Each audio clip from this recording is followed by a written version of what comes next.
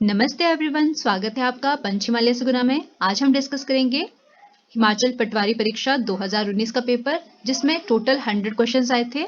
Out of 100 हम आज discuss करेंगे टोटल 50 क्वेश्चंस। जो 50 क्वेश्चंस हैं, रेस्ट 50 क्वेश्चंस हम ये डिस्कस नहीं करेंगे। इसमें हिंदी की क्वेश्चंस और रीजनिंग और मैथ्स, ये वाला पोर्शन हम डिस्कस नहीं करेंगे। ठीक है, हम जीएस वाला पोर्शन डिस्कस करेंगे और इंग्लिश वाला पोर्शन डिस्कस करेंगे। ठीक है, चलिए शुरू करते हैं। Question number 1. Which district of Himachal Pradesh has the largest natural lake? Himachal Pradesh की सबसे बड़ी प्राकृतिक झील किस जिले में स्थित है?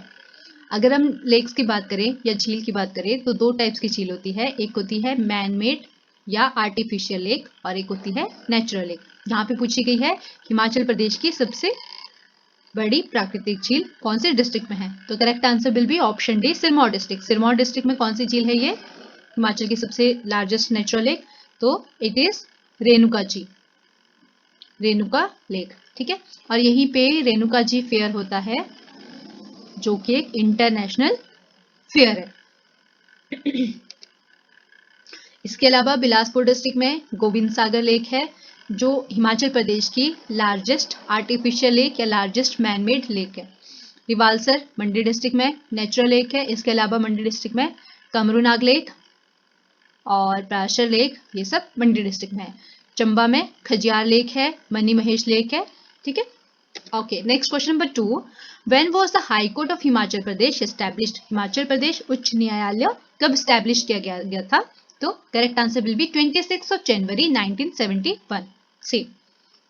हिमाचल प्रदेश इंडिया का 18th स्टेट बना, 18th स्टेट, और ये टाइटल हिमाचल प्रदेश को स्टेटहुड का टाइटल कब मिला था? 25 जनवरी 1971, और इसकी नेक्स्ट डे 26 जनवरी 1971 को हिमाचल प्रदेश हाईकोर्ट की स्थापना की गई।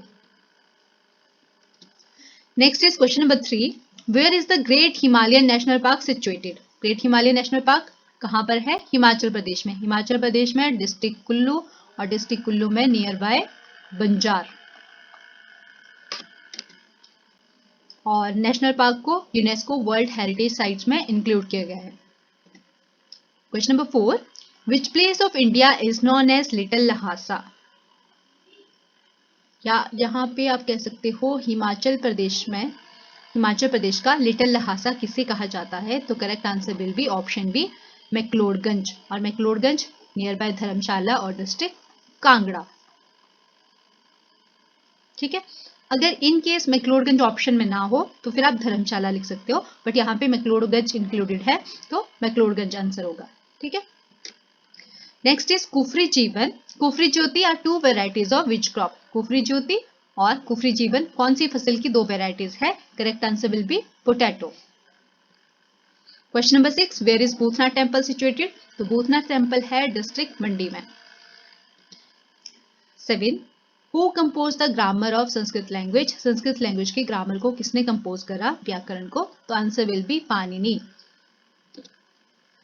Question number 8. What were the Shivalik mountains known as in ancient text? Ancient text में शिवालिक माउंटेन्स को क्या कहा जाता था? Option C, Manak Parvat. Question number 9. The Shongtong Kadcham hydro power project is located on which river? Shongtong Kadcham hydro power project कौन सी river पे है? तो answer will be Sutlej river, option D. कौन सी डिस्ट्रिक्ट में है? डिस्ट्रिक्ट किन्नौर में। Next question number 10. Kalindi is the Vedic name of which river? Kalindi कौन सी रिवर का वैदिक नेम है? Answer will be option C, Yamuna. Yamuna का वैदिक नेम है कालिंदी। हिमाचल प्रदेश में 5 मेन रिवर है, यमुना, ब्यास, सतलुज, रावी एंड चिनाब, और इन सब के अपने अपने सभी रिवर्स के वैदिक नेम है और संस्कृत नेम है। संस्कृत नेम है। यमुना का वैदिक नेम क्या है? कालिंदी।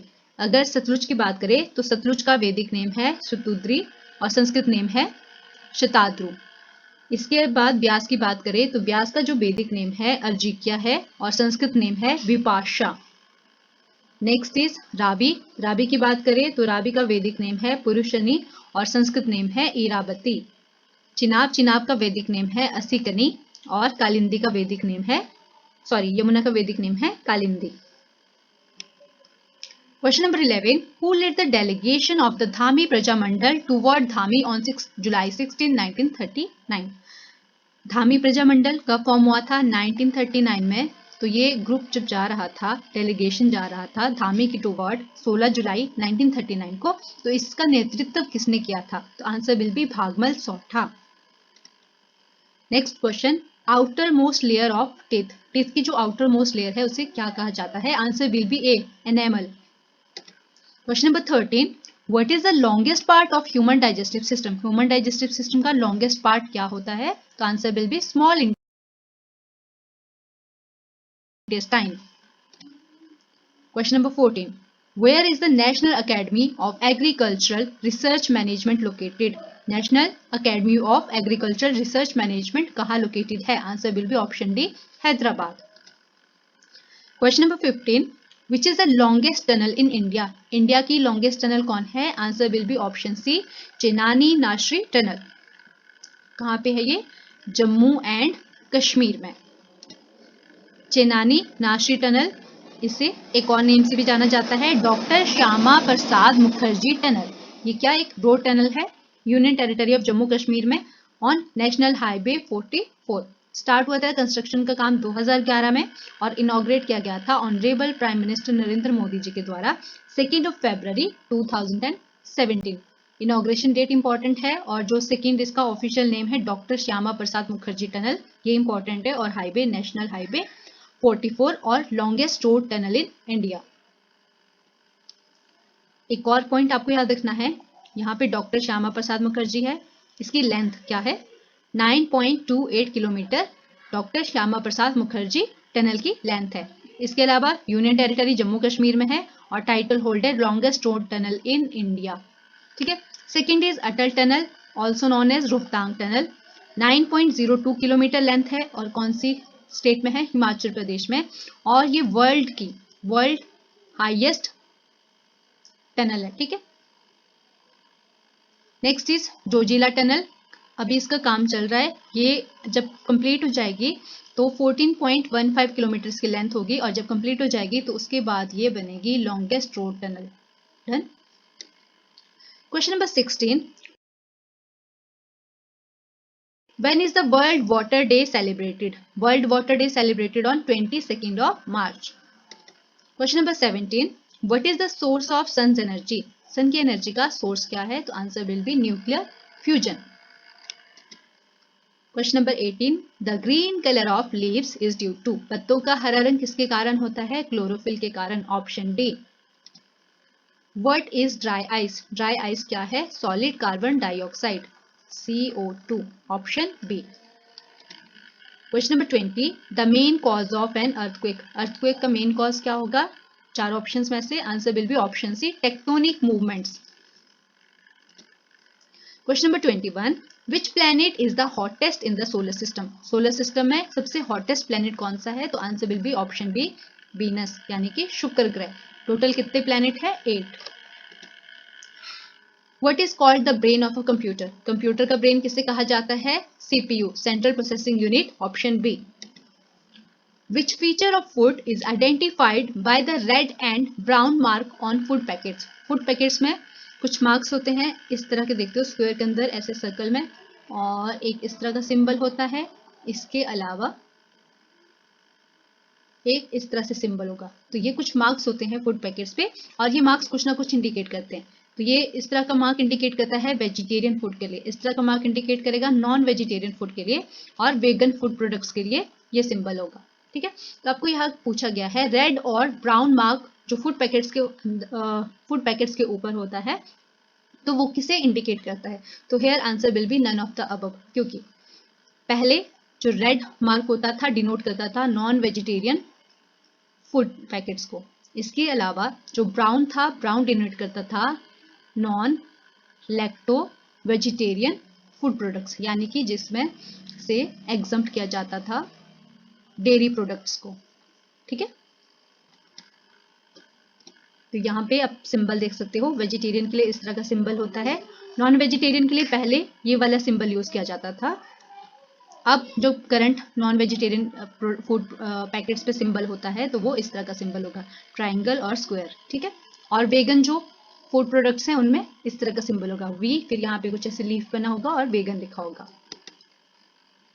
वेजिटेरियन में green field circle inside a square, green colour. Non vegetarian brown colour, triangle और स्क्वायर के अंदर, ठीक है, स्क्वायर और ये ट्राइंगल और ब्राउन कलर होगा। और वेगन में ग्रीन वी, एक लीफ होगा, इस तरह का वी कलर, ग्रीन कलर का वी होगा और यहाँ पे लीफ है और वेगन टेक्स्ट लिखा होगा, ये देख सकते हो आप इस तरह से, ठीक है। Okay, next question number 24, when was the first train started in India? India में पहली ट्रेन कब स्टार्ट की गई थी? तो आंसर विल बी 16 अप्रैल 1853। कहाँ पे? बॉम्बे में, ठीक है, मुंबई या महाराष्ट्र में। रूट कौन सी थी? रूट थी बोरीबंदर से थाने तक। कितना डिस्टेंस कवर किया गया था? 34 किलोमीटर। और यहां से शुरुआत हुई थी इंडिया में रेलवे ट्रांसपोर्ट की। Next is question number 25, name the creature which is not a bird but can fly. 4 option दिए गए हैं, आपको बताना है इनमें से एक ऐसी क्रिएचर जो पक्षी नहीं है बट उड़ सकती है। तो answer will be option B, bat. Question number 26, choose the correct sentence. 4 option दिए गए हैं और आपको बताना है इनमें से कौन सा सेंटेंस करेक्ट है। Answer will be option A, Kalidasa is the Shakespeare of India. Question number 27. In the sentence, we reached safe and sound. The word sound is part of speech. ठीक है, देखो, we reached safe and sound. यहाँ पे कौन सा part जो है वो which part of speech? तो sound कौन सा पार्ट स्पीच का पार्ट है? तो answer will be C, adjective. Choose the most appropriate option from the given alternatives to fill in the blanks. Fill in the blanks दिए गए हैं और आपको पास 4 ऑप्शन हैं, आपको सुटेबल ऑप्शन को यहाँ इस ब्लैंक में फिल करना है। ही इज वीक, 4 ऑप्शन में से answer will be in, he is weak in chemistry. Question number 29, the tiger was killed by, the tiger was killed by the hunter, option B. Next, he deals dash stationery, he deals in stationery. Next question number 31, what is the feminine gender of fox? Fox का feminine gender क्या होगा? Vixen. Question number 32, the young one of ship, ship का जो बच्चा होगा उसे क्या कहा जाता है? लैम्ब। कुछ क्वेश्चंस दिए गए हैं और आपको choose the alternative which best express the meaning of the given word. अब ये वोकेशन वर्ड दिया गया है और यहाँ पे इंपीरियस वर्ड दिया गया है। 4 ऑप्शन दिए गए हैं, जो सुटेबल इसके नियर बाय इस वर्ड का मीनिंग एक्सप्रेस करेगा वो करेक्ट ऑप्शन होगा। तो वर्ड वोकेशन, वोकेशन का मीन्स होता है ऑक्यूपेशन, नियर बाय जो मीनिंग को एक्सप्रेस कर रहा है। Next is question number 34, imperious, imperious में होगा option A, proud. Choose the correct determiner from the given option. She will have been serving food, statement दी गई है she will have been serving food, ये कौन सा टेंस है? तो answer will be future perfect continuous tense, will have been, तो it will be future perfect continuous tense. Next is question number 36, the lesson is, यहाँ पे इस blank को फिल करना है। The lesson is difficult, the lesson is too difficult. Question number 37, a word or law no longer in use, a word or law no longer in use, कोई ऐसा कानून या शब्द जो जिसका एक लंबे समय के बाद यूज नहीं किया जाता है तो वो क्या कहलाएगा? Obsolete. Question number 38, I love my book so much that I can not part blank them, तो I cannot part with them. Question number 39, choose the word that is spelled correctly. 4 option दिए गए हैं और इनमें से आपको choose करना है वो वर्ड जो स्पेलिंग जिसकी सही है। तो answer will be option B, DECEIVE, means धोखा देना, deceive. Choose the correct synonym, synonym यानी कि समानार्थी, सेम जो जिसका मीनिंग होगा वर्ड का वो बताना है। फर्स्ट क्वेश्चन नंबर 40 में प्रोहिबिट, प्रोहिबिट का सिनोनिम होगा ban, option C. Next is question number 41, regret, regret का सिनोनिम होगा repent. Question number 42, whimsical, whimsical का सिनोनिम होगा amusing. Question number 43, intermittent, intermittent का सिनोनिम होगा periodic. Question number 44, obstinate, obstinate का सिनोनिम होगा स्टबबॉर्न, जिद्दी। क्वेश्चन नंबर 45, कार्डिनल, कार्डिनल का सिनोनिम होगा A, chief. Question number 46, indirect speech में सेंटेंस को चेंज करना है। Okay, he said to his teacher good night sir. He said to his teacher good night sir. तो यहाँ पे आंसर होगा हमारे पास option B, he respectfully bade his teacher good night. Question number 47, teacher said to the student, let us start a new lesson. Here answer will be option C. The teacher suggested to the students that they should start a new lesson. Question number 48, choose the correct article. Article A and the. ठीक है, he is one-eyed person. Answer will be A. ए क्यों? क्योंकि ए one, जो one है वो sound कर रहा है डब्ल्यू का, तो डब्ल्यू क्या है? कॉन्सोनेंट है और कॉन्सोनेंट के साथ ए लगता है, तो here answer will be A.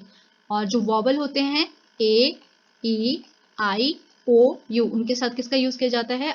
Article an का। Question number 49, choose the correct synonym of audacity. Audacity का सिनोनिम क्या होगा? Option D, boldness. Last question number 50, choose the correct antonym of malice. Malice का जो अपोजिट वर्ड होगा या antonym क्या होगा? तो answer will be option A, goodwill. तो इसी के साथ HP पटवारी 2019 का 50 क्वेश्चन कंप्लीट होते हैं। आई होप आपको ये सेशन अच्छा लगा होगा। Thank you so much.